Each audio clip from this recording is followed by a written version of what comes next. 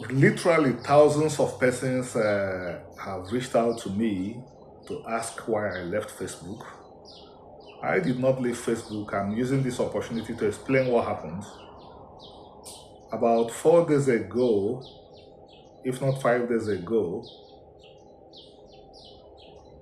Facebook sent a message that they were shutting down my account, that they wanted to find out if if I follow their community standards. That if I follow their community standards, they will restore my rights to an account I opened in 2007 or thereabouts.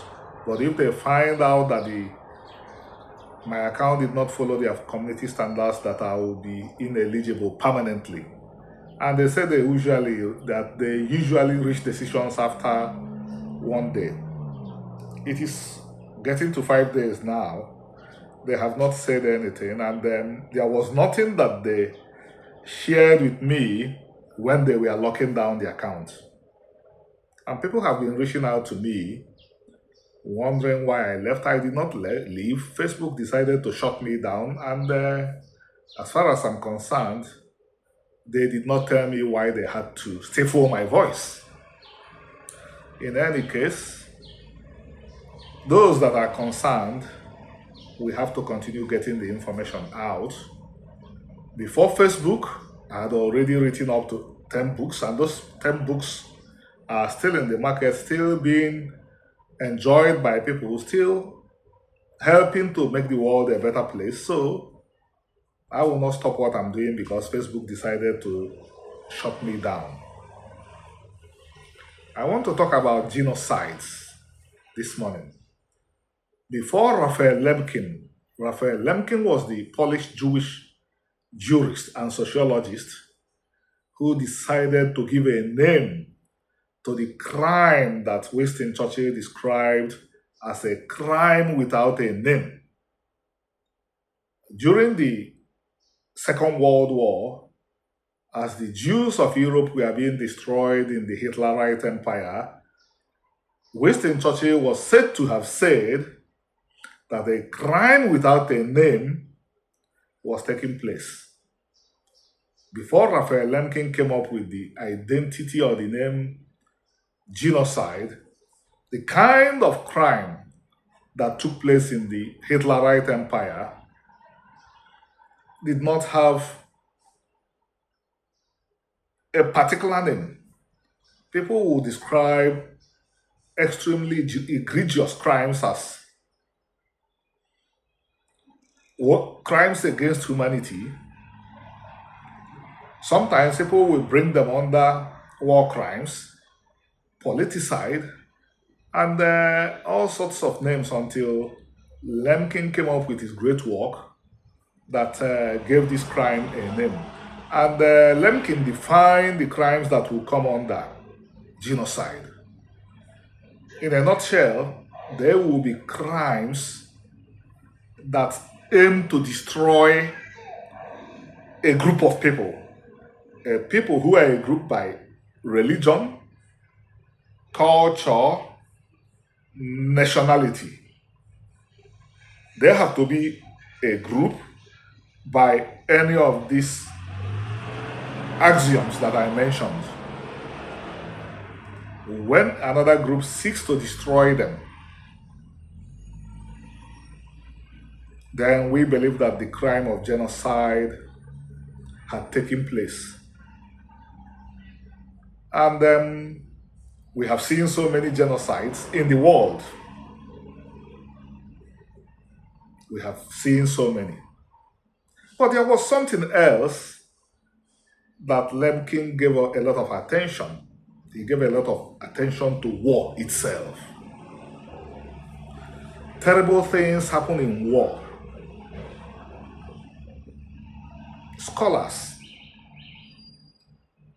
have not really done enough to continue from where Lemkin stopped. Lemkin sought to criminalize war. Lemkin, I repeat, sought to criminalize war. And I think that this is the time for us to take up the battle, to criminalize war. And I believe that one of the reasons that motivated Lemkin to do a lot of work to expose the immorality of war, because is to enable us to get away from conditions that make genocide possible.